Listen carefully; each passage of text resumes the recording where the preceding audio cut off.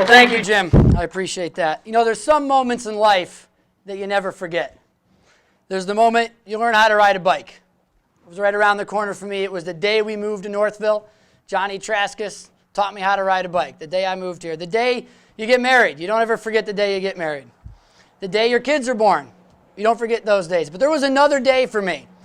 I don't remember exactly the day, but I was 18 or 19, and my dad and I were talking, and he just said, Christian, no matter what you do, you got to do something you love, because you can't sell something you don't believe in. You can't sell something that your heart isn't in. You got to be passionate about it. You got to follow your heart. And I've remembered that my entire life. You know, I've had the joy of selling something I believe in. For 12 years, I've been in real estate, and I've got to sell something I love, and that's where we live. I truly love where we live. And I love it for a lot of reasons. I love the people. I love all of you. I love the community.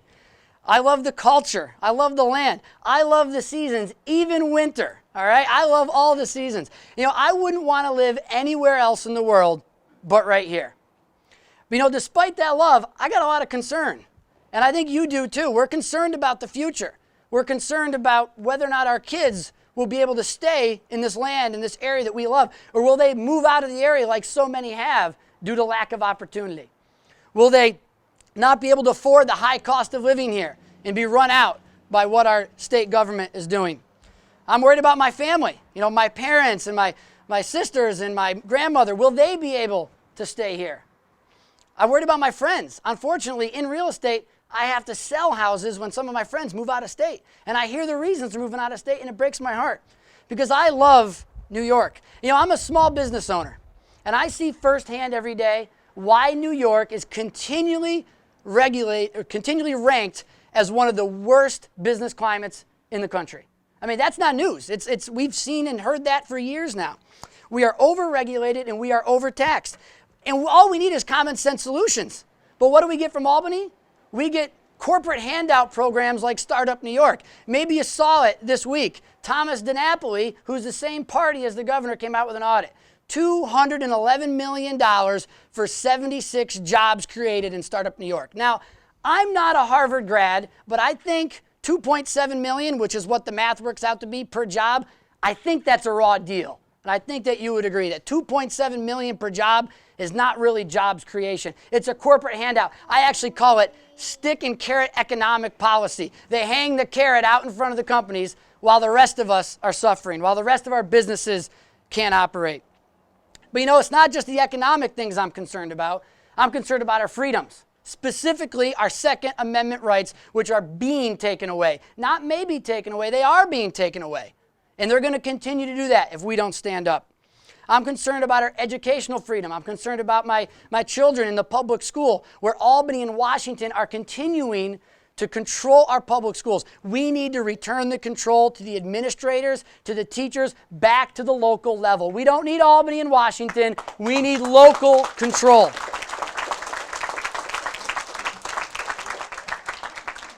We need to stop burdening our municipalities, our communities with unfunded mandates. Go talk to your community leaders, your supervisors, your mayors. Look at your tax bill and you see that little pie chart and they tell you where the money goes. And you look at it and you go, you know, our community leaders are strapped by Albany's unfunded mandates. Enough is enough. We have to stop the unfunded mandates. You know, I'm an optimist. People tell me, Christian, you can't do that. You're not going to make a difference. You can't do it. Well, my friends know this about me. My wife knows this about me, and they've actually used it against me. If they want something done, she'll just say, you know, Christian, I bet you can't do that. I got smarter after a couple years, and I realized that Isaiah and, you know, Rob and, you know, my wife, that they were doing that to me. But when someone says you can't do that, when someone says, why bother? I say, you know, that's just not my nature. I'm an optimist. I have to believe that we can make a difference. You know, here's the way I look at it.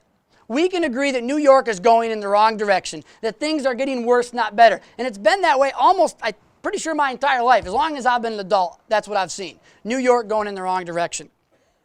I think we have three options. Number one, we do nothing. We just sit around and we watch New York continue to do this. Number two, we can move. Some people are taking that option. They're moving out of state. Or number three, we stand up and we fight. We stand up and we fight. And we say to Albany,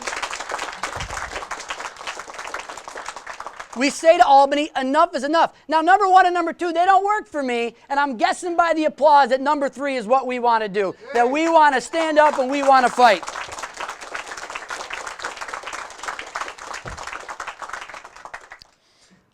You know, I don't have all the answers. I'm going to say that again for the press. You ready? I don't have all the answers.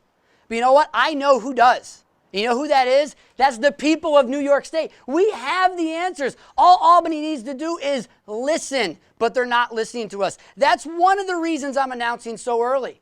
A couple people have said, Christian, you're out so early. Why are you out so early? You got to wait. And I've said, because there's a lot of people in this district, and they need to be listened to because Albany's not listening. So for the next 15 months, you're going to see me out there, and I want to hear your solutions. I want to hear what the things are that are hurting you and that are concerning your families. I'm here to listen. So here's my question to you. We've got these 3 options. 1, do nothing. 2, move. Or 3, stand up and fight. What one are you? I'm hoping you're number 3 because I'm going to Albany to make a difference, and I need your support. I need your help because I can't do it alone. My name is Christian Klueg, and I am running for the New York State Senate. Thank you. And thank you so much for coming today. I appreciate it.